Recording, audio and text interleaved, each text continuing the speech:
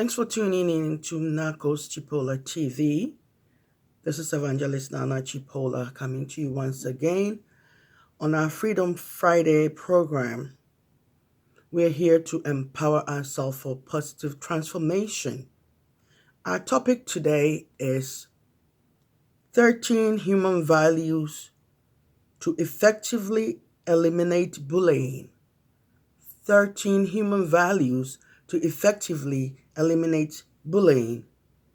Bullying is becoming a trend that is detrimental to our society. People are committing suicide because of bullying. People are getting overly stressed, anxiety, depressed because of bullying. As a society, we have to do something effectively to change this narrative because it's causing our society a lot of harm. Bullying happens in various places, almost everywhere on this earth. It happens at our workplaces, it happens in our neighborhoods, it happens in our churches, it happens everywhere. But it happens worse in other places than others. So we have to make a very conscious decision to change this narrative, to change this behavior. Oftentimes I get clients come to me after work or call me from work, stressing how worried and how sad they are over some coworker bullying them. Students are being bullied at school. They're bullying each other. Our children, as parents, what examples are we setting for our children to live? What kind of advice are we giving our children? What are we teaching our children concerning human values? These are some of the things that we really need to pay attention as parents and also as teachers in the schools. Are we doing something about it? Are we telling the kids to stop? Or are we looking away like it's not a problem? Parents are blaming teachers not taking good care of their kids or keeping an eye on their kids or straightening them up, correcting them. But parents, are you doing the correction at home? I'm a parent myself. I have 2 young adults. So as parents, it starts with us. Charity begins at home, as the saying goes.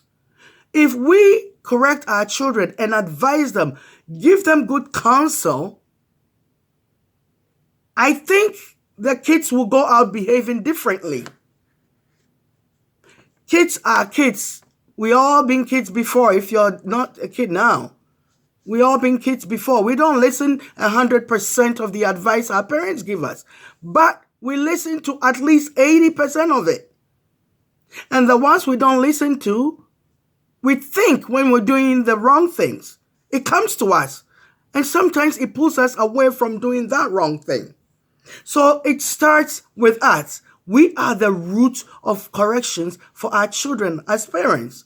So we have to really get on the bandwagon and do what we are supposed to do. Because really, children are gifts from God to us as parents and guardians. So it is our responsibility to bring them up to be productive, respectful, caring, compassionate children. There are instances that you will do the best you can and they still go astray.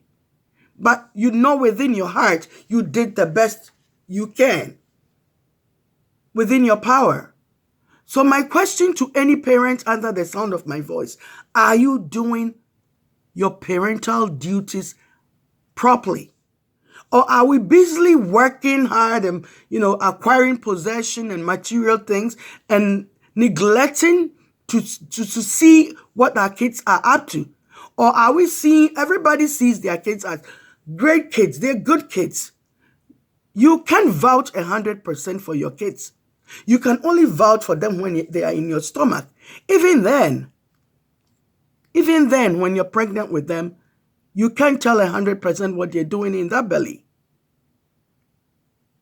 So you can't say your kid would never do that. Everybody's kid is not a bully. Everybody's kid is not a bad kid. Everybody's kid doesn't do bad things. So where are those kids coming from? Those kids bullying everybody in schools and everywhere in our communities, where are they coming from? I know they are not aliens that dropped from the sky. It is our children. So we have the responsibility to take that stewardship very seriously. We are stewards of those children. There is an accountability to us as parents if the kids don't turn out right. So we shouldn't say, oh, it's the teenage thing. Oh, when you tell a parent a kid is behaving this way, even if it's not their kid, what they tell you is, oh, it's a teenage thing. Oh, all the kids do that. Oh, like they're putting some normalcy to the thing. And that normalcy is what's killing our society. We normalize everything as long as it's popular, it's normal. I think being popular doesn't make it normal. Far from it. We have to do the right thing. We know the right thing. We should do the right thing. We can't know the right thing and not do the right thing. Because knowing the right thing and doing the right thing is two total different things. They're not the same. We have to be a people who know the right thing and do the right thing. And we have to cultivate the character to stand to be corrected. We have to be able to enable ourselves to be corrected. We are in a society that nobody can tell anybody what to do. The moment you constructively criticize somebody, they are angry. When you direct them and they don't like it, they're angry. When you correct them, they're angry. You're telling them what to do. This is something that is plaguing us as human beings. My favorite book, the Bible, in Proverbs, it says the wise loves counsel and the foolish rejects them. As human beings, we don't know everything. We can never know everything. I can never know everything. I can know certain things and I will always need the room to learn more. That is how we get wise. That is how we learn. We can't learn as a society when nobody can tell us what we don't want to hear. We have to change the narrative. These 13 human values is going to direct us and help us to become the best society. We as parents should take it and also transfer it to our children. We have to teach ourselves friendship. We have to be friends with one another. We have to love one another. We have to cultivate that friendship. We have to be connected with people and love them enough to be our friends. Not everybody can be your friend, but we are mandated by the Creator to love one another. He didn't tell us to be friends with one another, but to love one another. We can befriend people in various levels. You have your BFF, and you have your associates, and you have the people you connect with once in a while. But whoever we meet, we should have that sense of friendship in our heart. We should be connected to family. We make family in different places. We have to have that connectivity. We have to have a heart of gratitude. We should be grateful for everything we have in life. Appreciate it and be thankful for it. We have to have that gratitude, the attitude of gratitude, because when we have that, we appreciate everybody and everything that we get or have. We don't mistreat them. We have to have compassion for one another as human beings. We have to care enough about each other. We have to be each other's keeper. We have to love one another. We have to care about each other's needs and problems. We can be a society who sees somebody else's problem as their problem. This is what our society has become. Everybody's problem is their problem.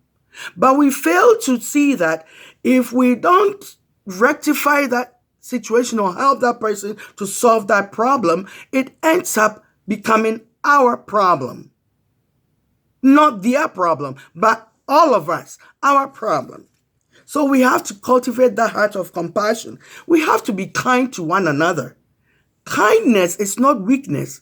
It takes a lot of energy, wisdom, and strength to be kind.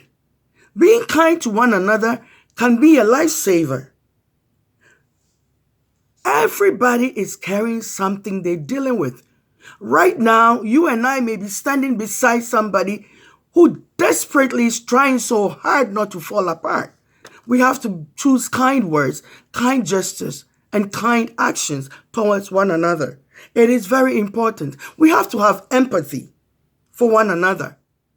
Be kind to yourself first. Be compassionate to yourself first. Love yourself first so you can give those attributes or contributions to other people, because we cannot give what we don't have. We can only give what we have. We have to be people of integrity.